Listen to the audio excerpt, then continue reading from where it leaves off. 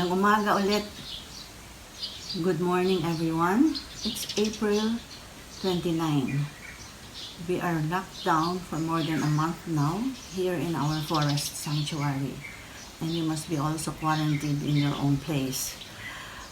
This is the second in a series of 8 videos where I am talking about the basic psychological needs, the 7 basic psychological needs. This is the first need that I'm going to talk about, which is the need for personal significance, or the need to know that I matter. Every single person needs to know that he or she matters, that she is not a non-entity, and that I am not nothing. Perhaps the most painful thing you can do to another person is to treat that person as a non-entity, that he doesn't matter. Because if you hate someone, he matters. And what I want to say is that hate is not the opposite of love. The opposite of love is indifference. When you really don't care for the person, no matter what he does, no matter what he does to make you listen, you just don't care. The person doesn't make any difference to you. That is the most painful thing. And the important thing about this need and all the other needs is that it is not a hierarchy of needs, by the way, unlike Maslow's famous hierarchy of needs. This is all basic psychological needs are applicable to all human beings, regardless of age, social class, race, etc. Except that some needs may be more predominant at certain developmental stages than others, but present in every single person. Okay, now let's talk about how to understand the first need, which is I matter. Let's start with a third grader. A boy who's been shouting in class, misbehaving, and the teacher keeps on punishing him. So he behaves, punished, and goes also on and as if what the teacher wanted to know. Does he want to be punished? Maybe that's the most obvious question. But perhaps more important is there is a deeper need, and it is only when he is punished that he is recognized as existing. It's only when he is punished that he is not invisible and that he matters.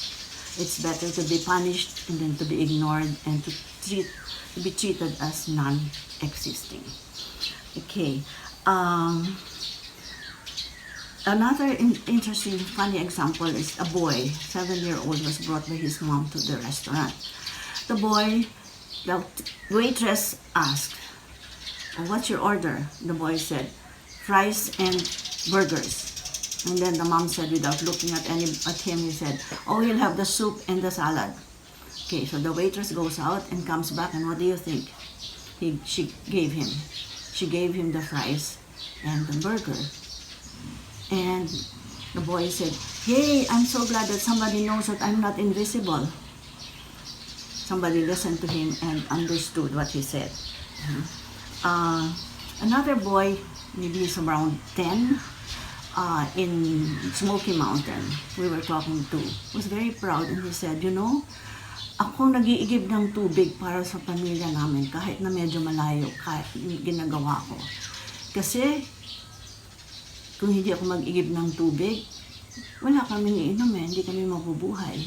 So he was very clear that he mattered. What he was doing was essential for the family, and he felt good about it. Okay. In an organization, if you're a boss or if you're people under you, you have a team, you're supervising a team, or you're the head of an organization, it's very, very important to let every person in the whole organization know that each one of them matters. They are not redundant. For example, in a conference, the room is very clean. It's because the janitor cleaned it. He matters. So it's important for a person running an organization to be aware that each person must know that he plays a role, and that if he doesn't do what he's doing, there's something lacking. He matters. He is not redundant. Okay. An adolescent, usually rebels, goes out of the house all the time. But talking to them, they tell us that when they're out of the house all the time because they don't want to hear the fighting, etc., etc., they still want the parents to call them when it's time to eat, or to know that they're missing and that they still matter. So, looking at all that, let us ask ourselves, as we get older, like my age, for example, or your age, if you're about as old as mine, a senior citizen, or a bit younger, but old enough to know and ask the question, what have I done in my life that has made a difference in other people's lives? What have I done to make a difference in this world? Or if I don't know the answer to the question, what is it that I want to do so that I matter? How do I want to matter in this world? Maybe start with my family, my intimate relationships, my friends, my group organizations. How do I want to matter? So I leave you with a question. At whatever stage of your life you are now, how do you want to matter in this world? How do you want to make a difference? What difference do you want to make in this world? Think about it. And next week, we will go to another basic need, but think about that question, and you may write it down and discuss it with people around you, and ask yourself the most basic question. How do I want to make a difference in this world? Or what difference have I made in this world right now? Thank you.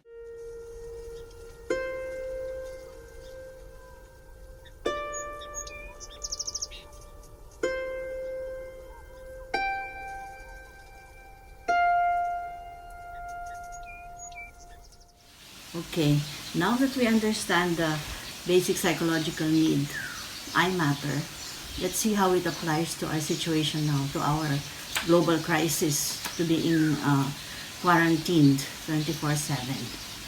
How does each one matter in the family? And how do people matter in general? First and foremost, we know that the frontliners certainly matter. They're the ones who are fighting, risking their lives to take care of those who are infected and to make them recover. So there's no doubt that what they do matters. In fact, it's a matter of life and death. Okay. In the family, there are many ways that people can matter. The children can play and delight other adults. Somebody can cook, one person can sing, another one can crack jokes. There are many things that people can do. What's important is that each one has a way of knowing that he can make a contribution to the family life when they are quarantined. So,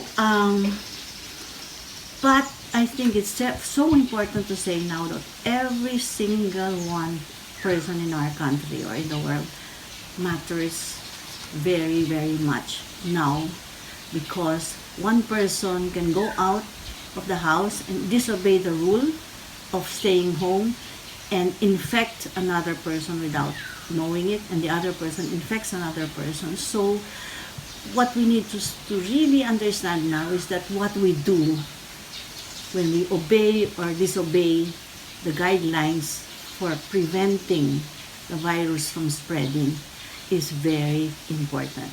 It really is true that we all, every single one of us, must know that what we do matters. Therefore, we matter, and as a matter of fact, what we do, each one of us, can be a matter of life and death. So let's keep that in mind. Till next time.